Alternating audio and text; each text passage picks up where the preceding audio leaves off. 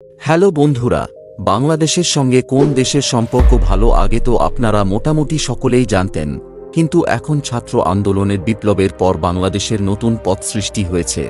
নতুন অন্তর্বর্তীকালীন সরকারের মাধ্যমে নতুন করে বাংলাদেশকে চিনেছে বিশ্ব। তো এখন মানে এই 2024 সালে এসে আপনারা কি বলতে পারবেন যে এখন কোন দেশগুলো বাংলাদেশের সাথে বন্ধুত্বের হাত বাড়িয়েছে? যদি না জেনে থাকেন তাহলে এই ভিডিওটা পুরো দেখবেন। তো শুরু করা যাক। তো বাংলাদেশের বন্ধু দেশের তালিকায় 10 নম্বরে আছে পাকিস্তান।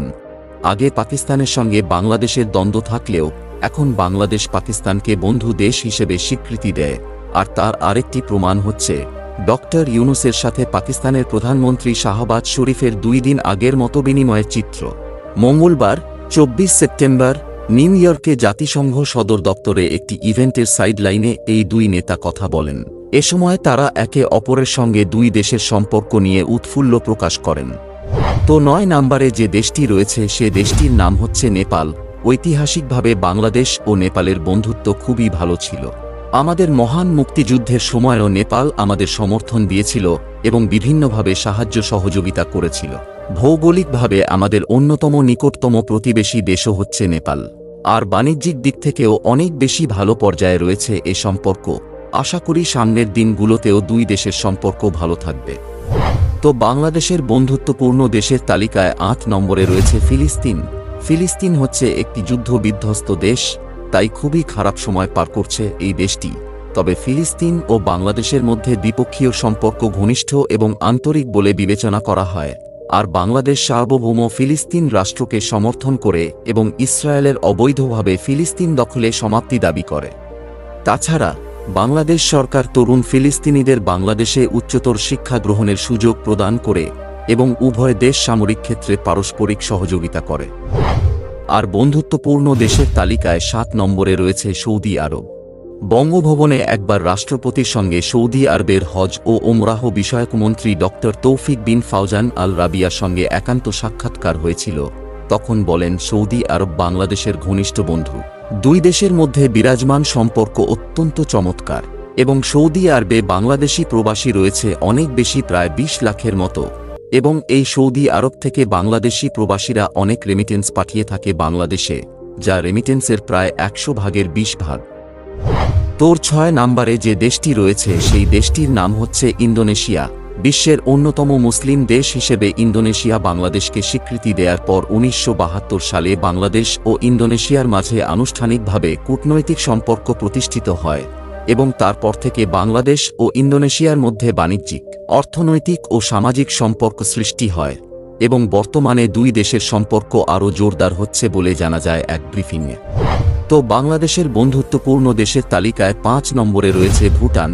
ভুটান এমন একটি দেশ যে দেশটি প্রথম বাংলাদেশকে বাংলাদেশ হিসেবে স্বীকৃতি দিয়েছিল এবং ভুটানের সংসদে বাংলাদেশের এক রাষ্ট্রপতিও ভাষণ দেওয়ার সৌভাগ্য অর্জন করেছেন।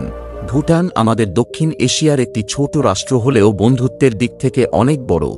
আর এই দেশের সাথে কোনো দেশের কোনো বিরোধিতা সৃষ্টি হয়নি, বলতে গেলে একটি শান্তিপূর্ণময় দেশ। আর তালিকায় 4 নম্বরে রয়েছে তুরস্ক। বাংলাদেশ এবং তুরস্কের মধ্যে দ্বিপাক্ষিক সম্পর্ক অনেক ভালো। উভয় দেশই বিশ্ব বাণিজ্য সংস্থা, জাতিসংঘ এবং নিরপেক্ষ আন্দোলনের অংশ। দুই দেশই গণতান্ত্রিক পারস্পরিক দৃঢ় সম্পর্কের বন্ধনে আবদ্ধ, কিন্তু কিছু চক্র রয়েছে বিভিন্ন স্বার্থে তারা বাংলাদেশ ও তুরস্কের ভালো সম্পর্ক দেখতে চায় না বলে মন্তব্য করেছেন তুরস্কের রাষ্ট্রদূত মোস্তফা ওসমান তুরান। তিনি জানান যে বাংলাদেশে যুদ্ধাপরাধীদের রায় নিয়ে সে সময়ে দুই দেশের সম্পর্কে ভুল ব্যাখ্যা করা হয়েছে, তবে এখন বন্ধুত্বটা ভালো। এবং বাংলাদেশের বন্ধু দেশের মধ্যে 3 নম্বরে আছে রাশিয়া। রাশিয়া বাংলাদেশের অন্যতম ভালো একটা বন্ধু দেশ, আর বাংলাদেশের ভালো খারাপে রাশিয়া সব সময় বাংলাদেশের পাশে থাকে।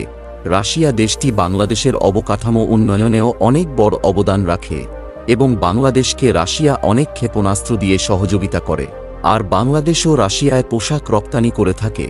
বর্তমানে রাশিয়ার সঙ্গে বাংলাদেশের ঘনিষ্ঠ সামরিক, অর্থনৈতিক ও রাজনৈতিক সম্পর্ক ছাড়াও নানাদিকে বন্ধুত্ব রয়েছে দুই দেশের। তো 2 নম্বরে যে দেশটি রয়েছে সে দেশটির নাম জাপান। 1972 সালের 10 ফেব্রুয়ারি থেকে স্বাধীন বাংলাদেশের সাথে সাথে জাপানের কূটনৈতিক সম্পর্ক স্থাপিত হলেও বাঙালিদের সাথে জাপানিজদের সম্পর্ক শতাব্দী প্রাচীন।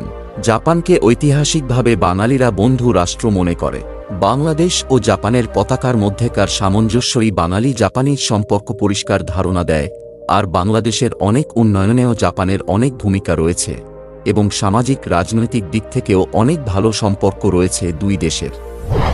তো বাংলাদেশের সবথেকে ভালো বন্ধু দেশ হল চীন। চীন বাংলাদেশের বিশ্বস্ত ও পরীক্ষিত বন্ধু এবং দীর্ঘদিনের উন্নয়ন অংশীদার। চীন 1975 সালে বাংলাদেশকে স্বীকৃতি প্রদান করে, যার ধারাবাহিকতায় দুই দেশ পারস্পরিক সহযোগিতার ভিত্তিতে উন্নয়নের পথে অগ্রসরমান আছে এবং চীন বাংলাদেশের অবকাঠামোগত উন্নয়নে গুরুত্বপূর্ণ ভূমিকা রাখছে এবং পোশাক রপ্তানিতেও বাংলাদেশ চীন সমান তালে হাঁটছে। আর এই দুই দেশের বন্ধুত্বের অনেক বড় অবদান রয়েছে দুদেশেই, তো নিঃসন্দেহে চীন বাংলাদেশের সেরা বন্ধু। তবে এ সম্পর্কে আপনাদের কি ধারণা সেটা অবশ্যই কমেন্ট করে জানাবেন এবং আমার এই ভিডিওটা ভালো লাগলে অবশ্যই আমার চ্যানেলটি সাবস্ক্রাইব করে আমার পাশে থাকবেন। ধন্যবাদ।